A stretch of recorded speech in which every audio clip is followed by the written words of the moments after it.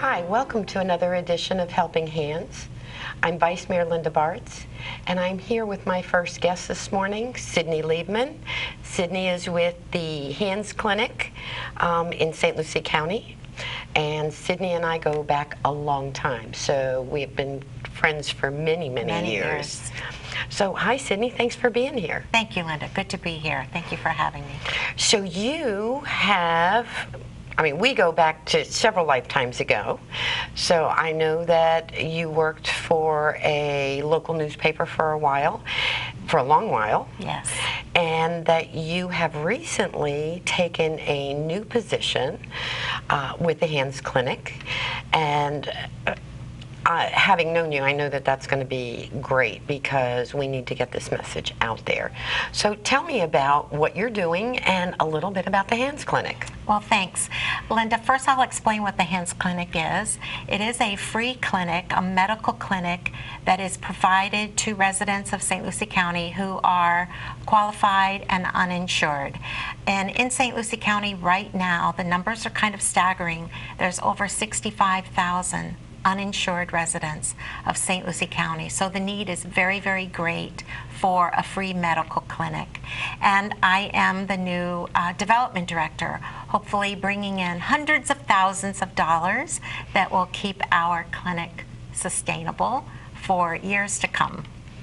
That's really great. I think that you've got a good, tough job coming up, but I know this community and the outreach that they do. So has the Affordable Care Act affected you? It has and it hasn't. It has affected doctors' offices mostly, and by that I mean there are folks who have opted not to take the insurance, not to take what is considered to be the law, and there are folks who are taking the insurance, but they're taking it because they're afraid, because it is a law, so they don't want to break the law, so they take the insurance, and that's all they can afford. They can't afford the deductible that comes with it, so they don't go to the doctor. And then the people who are on Medicaid are going to the doctor. And so the doctors are telling us that they're seeing kind of a switch in who they are seeing as patients right now. We have a federal navigator that sits in an office right next to my office. The federal navigators are the folks who help people find health insurance. Those are the ones that help you go on to the government's insurance marketplace website and help people find insurance. And I hear people come in and sit with her every day and talk about how they really can't afford it, but they don't want to break the law, so they go ahead and purchase the health insurance. There are still, even with the Affordable Care Act, like I said earlier, 65,000 uninsured people in St. Lucie County and those are adults between the ages of 19 and 64, excuse me. And so, how can someone not get health care, not be provided the care that they need? Well, that's 65,000 adults. So that number doesn't even entail the children? Correct. And now so the numbers are much higher. They are higher. Probably. If children are in school, there are programs available to children that are in school, and that's why they're not included in the clinic, in the Hands Clinic. But we do have a pediatric dental program. I know a little bit about that. Was involved with it through Roundtable of St. Lucie County. But I have a grandchild that I got notification from her daycare, I guess about 2 weeks ago, that said they would be in to do a dental screening. And I got to tell you, she was so excited. She came home with a little toothbrush that looks like a caterpillar. Actually, the first night, she brushed her teeth and then went to bed with the toothbrush. So that just, and we're fortunate because her dental needs are being met. But having been involved prior to that, I do understand what the need is in this community? We have on staff, we have a hygienist who goes out to 13 of our public schools here in St. Lucie County. He goes to more than 50 early learning centers, and he also has visited some day camps. He has over 5,000 children basically under his care. These are children that aren't being taken to a dentist at any time. He has done well, he fills out these reports, and he physically handwrites these reports to every single guardian of these 5,000 children. I went into his office a few weeks ago, and he was just covered up in these orange pieces of paper that he was filling out. And those are the reports that go to the guardians that let them know how these children are doing. He applies sealant so that maybe a year or two from now, the decay isn't there because the kids are taking better care of their teeth and the sealant is protecting the teeth.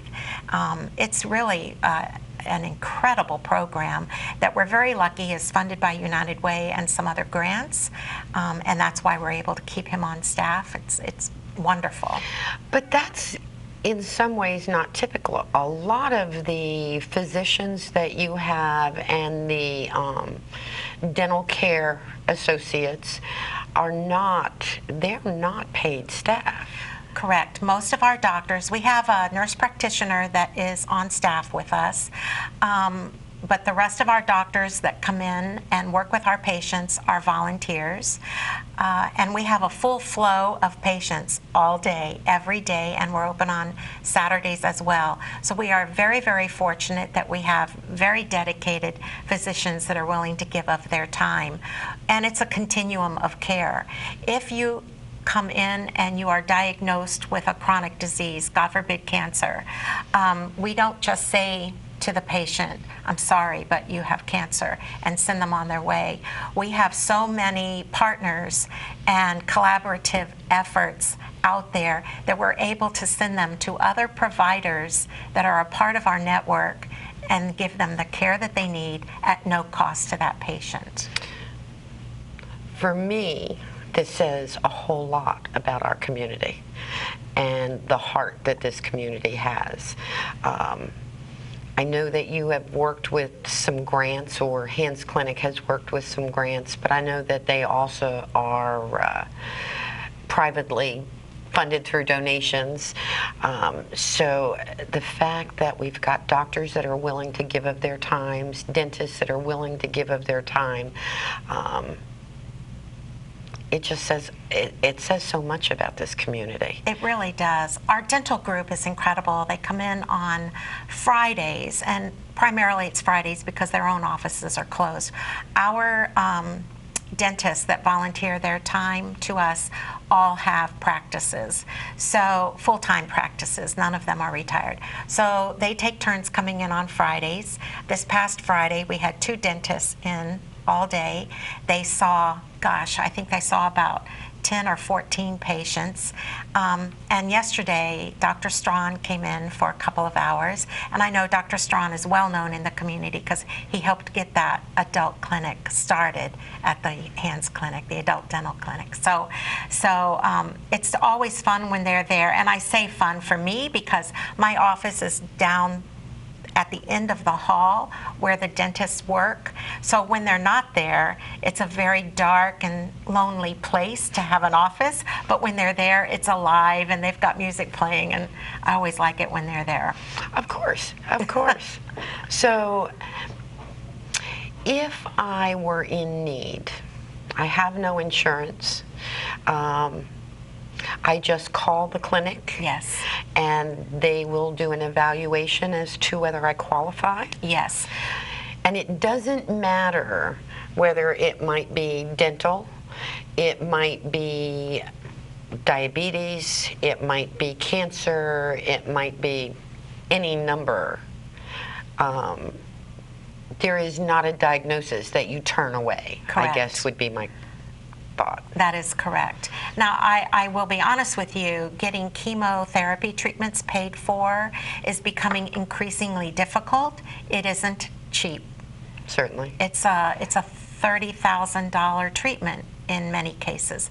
And unfortunately, we are having more difficulty getting those treatments for our patients free. So we are actually dipping into our general funds and helping these patients pay for these treatments. Well, actually, we're paying for it. We're not helping them. We're paying for their treatments. Where we're lucky is that we have, separate from the federal navigator that helps people find insurance, we have positions at the clinic. They're called patient navigators.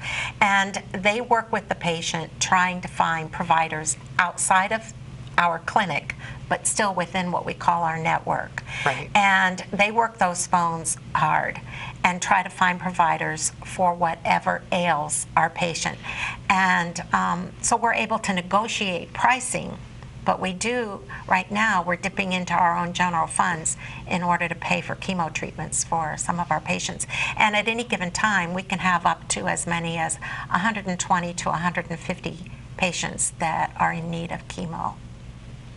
So, but I'm also glad that you brought up diabetes. We have on staff, and she's paid for with a grant from the health department, a diabetes expert and nutritionist.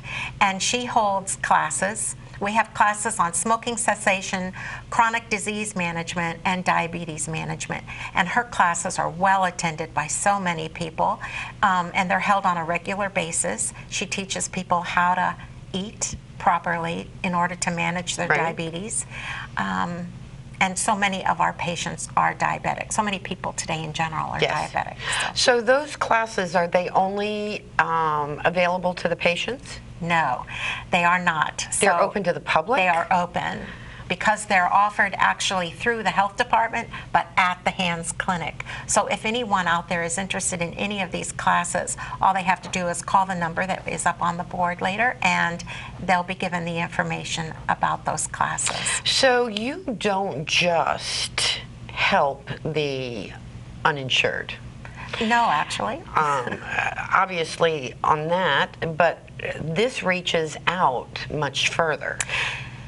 Okay, some staggering numbers that are hard to wrap your brain around, but in a recent survey, we learned that the average cost to go into an emergency room in St. Lucie County, of the 3 hospitals, the average cost is about $5,100. And when you are uninsured, you tend not to go to any doctor until you're really sick. And then you go to the ER, and the ER becomes your primary care. Right. So in the years that the clinic has been open, and we have been open since October 2010, we have had over 18,000 patient visits. If you multiply that times the $5,100, that's about $93 million worth of care that we have provided that would otherwise have gone to hospitals as uncompensated care. That would have been monies that the hospitals never would have collected from those patients.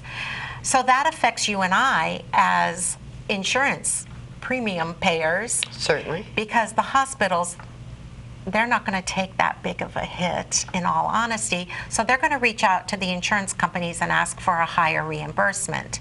Then the insurance companies are going to pass that on to those of us that are paying insurance premiums by raising those premiums. So the clinic is a benefit to the entire community, not only our patients. And then something else I'm going to add that most folks don't realize is that about 80% of our patient base comes from Port St. Lucie. It is a misunderstanding that many people think that all of our patients come from Fort Pierce, but they do not. Our patients primarily are the working poor. They are folks that are working for $8, $9, $10 an hour. And if you're working for the new minimum, I think is $8.05 an hour, if you're a single mom, you're not going to be buying health insurance. Right. You're going to buy, hopefully, groceries, diapers. Yeah, food and diapers for your children, and health insurance is at the bottom of the list, and $9 an hour and $10 an hour. So those are the people that the clinic is primarily helping. That's not to say that we don't have unemployed folks. We do, but the majority of our patients are the working poor. Well, and certainly with the continuum of care, we are getting a healthier base for our community. So people are being taken care of. They are not needing to go to the doctor, to the ER, as much as they would have. Once again, as these children are getting better at taking care of their teeth, having a toothbrush at home. I know we talked about before that, unfortunately, some children are in a house where there is one toothbrush for the entire family, yes, or no toothbrush, and it just boggles my mind. You know, we both raised children. We know that those are just basics. But you also know that when you have to let loose with something, they start in certain places, but $2 for a toothbrush at some point may be more than you can handle. Exactly. And you know, I'm awfully glad that you said $2 for a toothbrush, because there are people who call and they say, I want to donate toothbrushes. I'm going to have a toothbrush drive.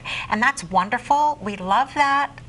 But what you buy for $2 is one toothbrush. We can buy 5 or 6 toothbrushes. We have a different buying power, certainly, than the individual does. So if there are people out there who want to help by having a toothbrush drive or a toothpaste drive, they might want to think about having a cash drive instead, and then turn that into us. For the purchase of toothbrushes and toothpaste, we get a lot more bang for our buck than you do for yours. So you really just fell right into this job, didn't you? There is a reason that this is what you're doing. Yes. But it's incredible. I don't think that the potential for the Hands Clinic is fully recognized yet. We certainly need to get the message out there. People who are out in the community, who may be watching this, who have no insurance, may be saying, you know what, there's an option for me. Of course, in my world, I think that you have been out there and people know about it, but I know that that's not true of all the people out there. And certainly, there are big shoes to fill, and the fact that they had to have this position.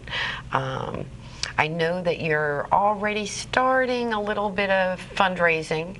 You're doing an awareness dinner, a donation dinner, something to that effect. We are. We are actually recognizing 5 of the original founders of the clinic, and this is an amazing story, I believe, in and of itself. And I've heard a lot of stories about a lot of nonprofits because of the job that I used to have. But at the Hands Clinic, right after the hurricanes, there were a few people that got together and thought, you know, we really need to provide some health care for these uninsured people. Something needs to give. Something has to happen. The funny thing is, or pretty neat thing, is that they met once a month, every month, for over 4 years before it finally came to fruition. So how many people would give of their time in that way and really stick to it? Every time they met, they brought more people into their network. And as they built the network, they not only brought in healthcare providers and folks that are in the healthcare industry, but they also brought in construction people and people who could take a building and turn it into what the clinic needed. And they ended up getting all of those things donated. We're in the old Sam's Club in Yes. Fort Pierce. So for people who don't know that we used to have a Sam's Club building in Fort Pierce, we did, and it's a great big box building, and we take up one tiny little corner of it at the front of the building. Currently, there's no signage out there, but we're working on that. Good. That's a project this year. And currently, there's also no bus stop there. The bus stop is down the road, but we're also working on getting that changed. That I'm sure will take a lot longer than the signage, but we are bringing people to the table that are seeing the vision and its continued success. And so there are some things that need to be worked on and some things that we're going to see changed this year. Funny that you brought up the bus stops, because I also sit on the board for Council on Aging, and they do the busing and the transportation. So we discussed that last night, to be quite honest. Fab. So you are absolutely right. Once again, bringing in different people in the community, that there is that desire to help, and these are people who just don't go, "Oh, I wish we could do this." They jump in and try to do the work. So it may take a while, because obviously we also have to deal with Florida Department of Transportation.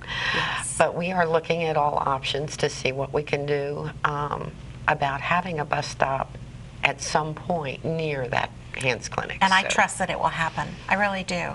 The bus stop that's currently there is about a half a mile away, so people have to walk down US 1, no sidewalk. It's very dangerous. I know that it will happen. Well, So- I have no doubt, not with the people that are involved. And so, when is your dinner? It is March 12th. It's being held at the Legacy in PGA in Port St. Lucie. Very nice. It is no cost to our guests. It is an appeal dinner, so of course we hope that people will want to donate. And as I said, we will be recognizing 5 of our original founders: Dr. James Roberts, Stacy Malinowski, Arlise Hall, Larry Lee with the health department, and James Harris, who recently retired from the health department. So they will be recognized, and former county administrator Doug Anderson will be there as our MC. Wonderful. And so it's a quick night. It's on a weekday. Not a lot of hoopla, no bling, no auction and stuff. It's a purpose-driven dinner, and we hope everyone will join us. Good. And if the donors out there wanted to donate, do they send checks directly to the Hands Clinic? They can send a check. They can give me a call, and we can run a credit card. We can even set you up on a monthly recurring donation if that's what you would like. Our website is being redesigned right now as we speak, and when that reopens, it will have a donate button on the website as well. And I would love for anyone to give me a ring and come in and tour. I would love to provide a tour to anyone who would like to see what we're doing at the clinic. Well, I may take you up on that. Wonderful. I have been out there, but it has been probably several years ago. So I may give you a call and do that myself. I would love it, and you'll see how electrified everyone is. I'm so excited for you. Thank you. And we'll be right back after this message.